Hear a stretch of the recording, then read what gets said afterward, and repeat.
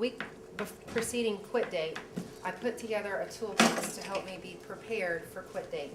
And so on the outside of my box were all the reasons why I decided to quit. First and foremost is my 14-year-old daughter.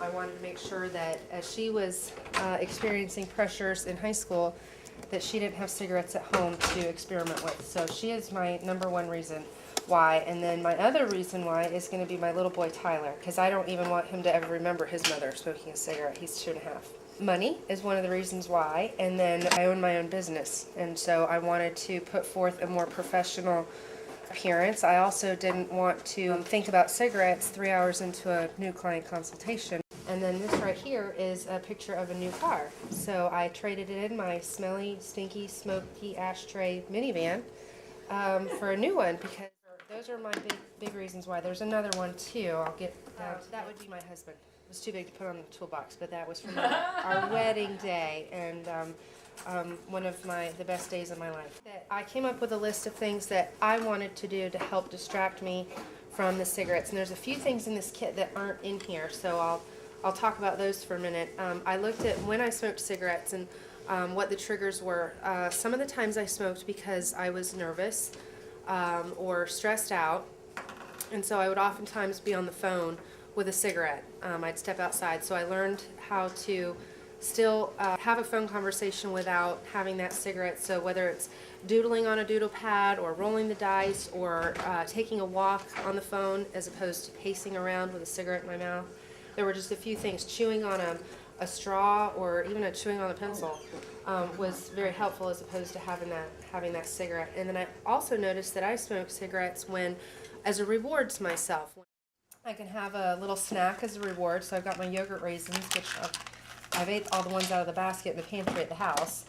So I've got popcorn, raisins, granola bars. I'm drinking lots of water, lots and lots of water, and got the lotion. I've been doing a lot of lotion on my hands because that's just very enjoyable and it smells better. I've got perfume in here. Now that I don't stink like a cigarette, I can enjoy different perfumes. Lip gloss, got my favorite one out in the car. Also, again, right there in the console where I used to keep my lighter. Just as my skin gets very soft when I quit smoking, and so I've been enjoying my softer skin. I asked my daughter, Cheyenne, to come up with something for my toolkit that would help me, and she wrote me a letter, and she gave me this gem right here. It says, "Mommy, to me, you're like this gem. In my eyes, you are so beautiful, not just on the outside, but inside as well. Sometimes, though, other people don't see what I see because it's covered by your addiction to cigarettes. When someone sees you pick one up, they see a woman who gives in too easily. I want them to see my mother, who is as strong as this gem. Mom, I know this isn't a gift that is valuable to everyone, but I do want you to understand that this came straight from my heart. Love, your daughter who cares.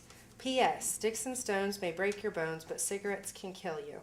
That might sound harsh, but that's life, and you need to know the truth." Just little things to enjoy reading. And got my doodle pad and my Don't Sweat the Small Stuff, because it's all small stuff book. So no moment is too great that will make me want to have a cigarette ever again. The iPod, that was the best, is I downloaded tunes off of iTunes that I remembered enjoying before I was a smoker.